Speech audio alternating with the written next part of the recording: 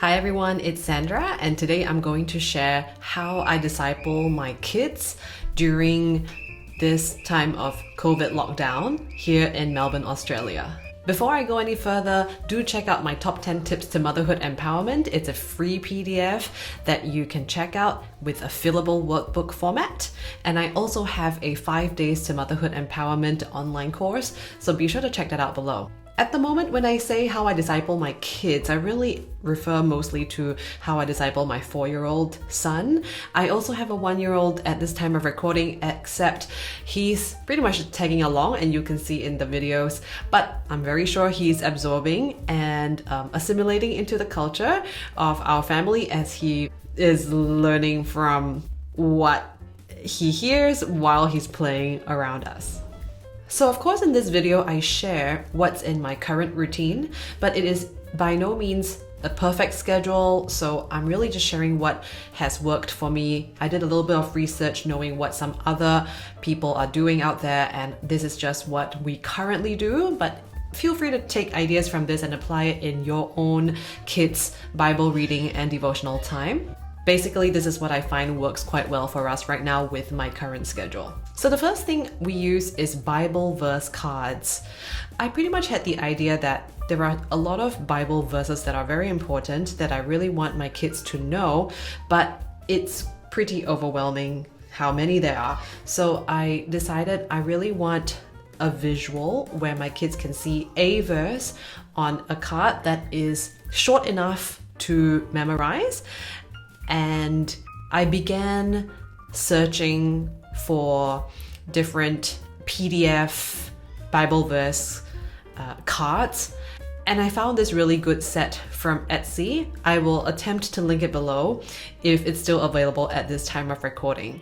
But there are a lot of Bible verses available as a PDF verse card format that's meant to be like displayed on the wall, except I don't do that. I just laminate it, and then I leave some cards upstairs and some cards downstairs, so that this set came with 10 cards. So I've got 5 upstairs, 5 downstairs, and what I do is I'll pick 1 or 2 cards that I will constantly reinforce by pointing at the words and reading it out loud for my son.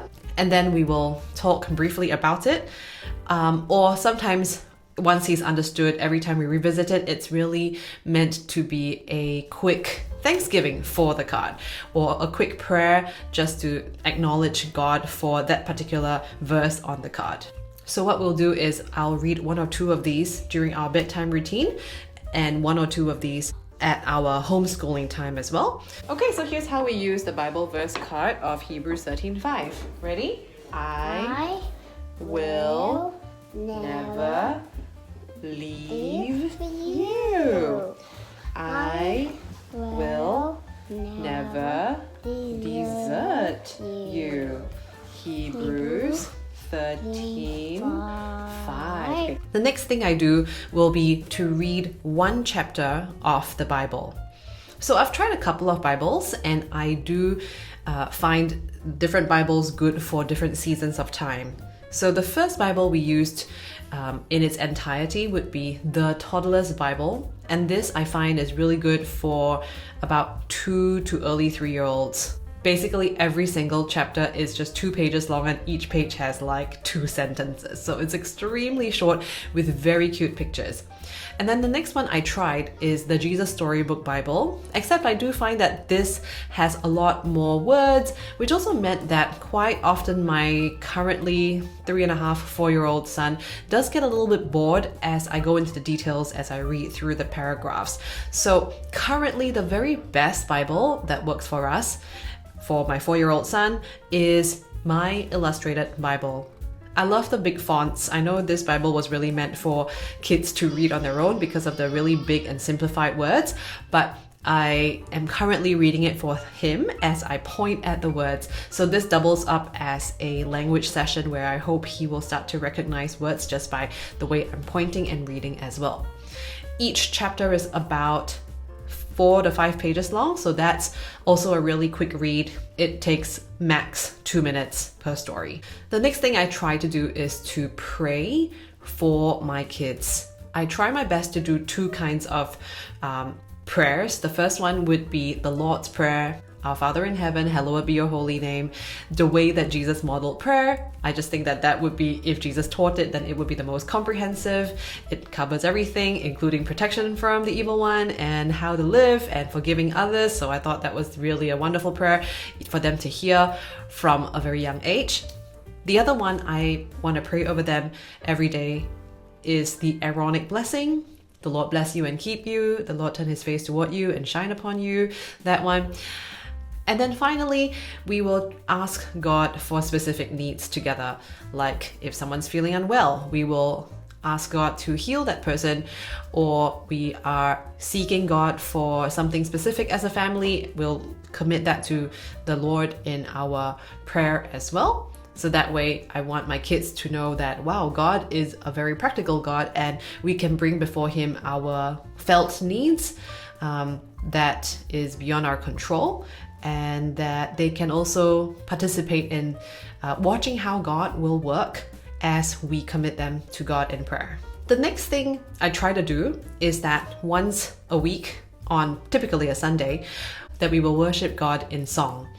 So this used to be taken care of when there wasn't COVID, and we would go to church as a family, and my kids would go to the kids' church, and then they would do their singing over there. So that way I know, and I'm confident that they will be learning different worship songs as they go. But with COVID, we're all on lockdown for months and months now. So I feel that we need to kind of create a culture of our own during COVID times, where at least once a week they participate in some kind of worship session in song. And the truth is, it's not that my kids are actually able to sing all the songs, but I just strew a couple of percussion instruments on the floor, and then I am on my piano and I'm jamming, I am singing and playing on the piano, and then my kids, they are jamming along on the percussion instruments.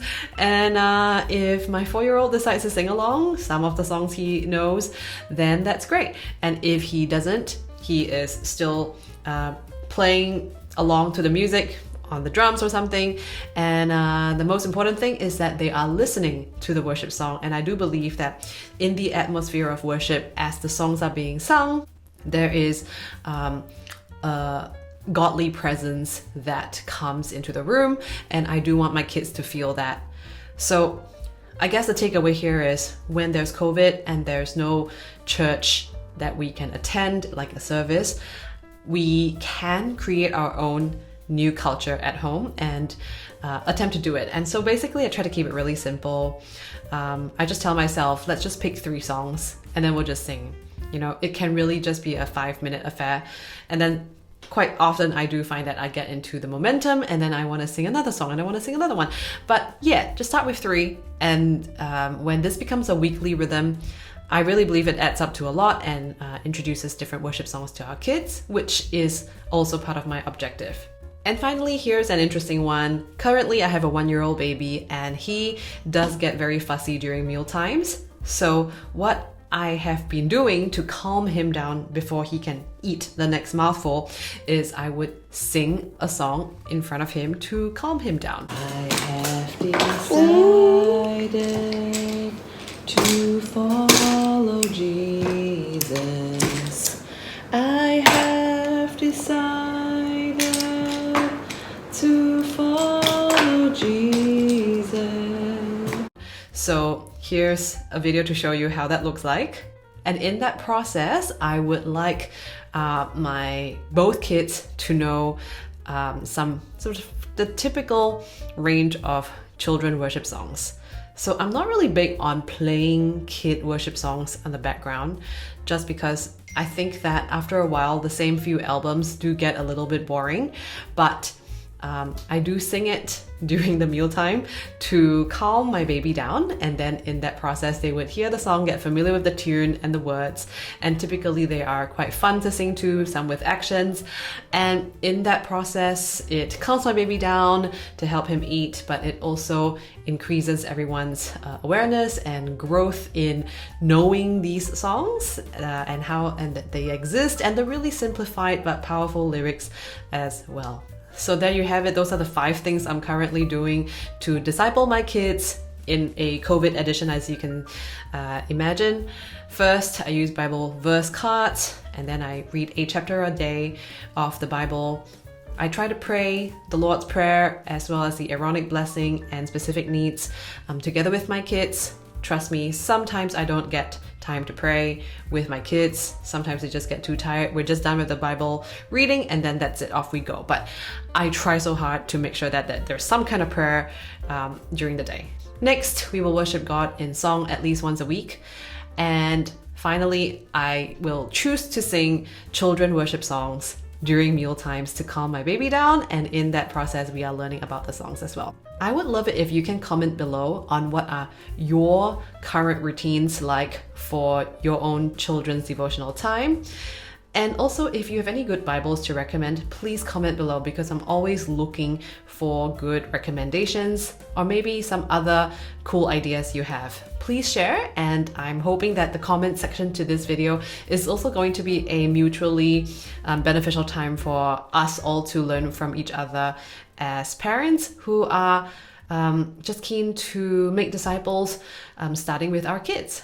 If this video helps, please take a few seconds to just hit like on this video so that people can see this video, that YouTube will start to show it to more people. I think that really goes a really long way. So I want to thank you in advance for doing that. Thank you so much for watching this video. Do check out my top 10 tips to motherhood empowerment free PDF workbook, as well as my 5 days to motherhood empowerment online course.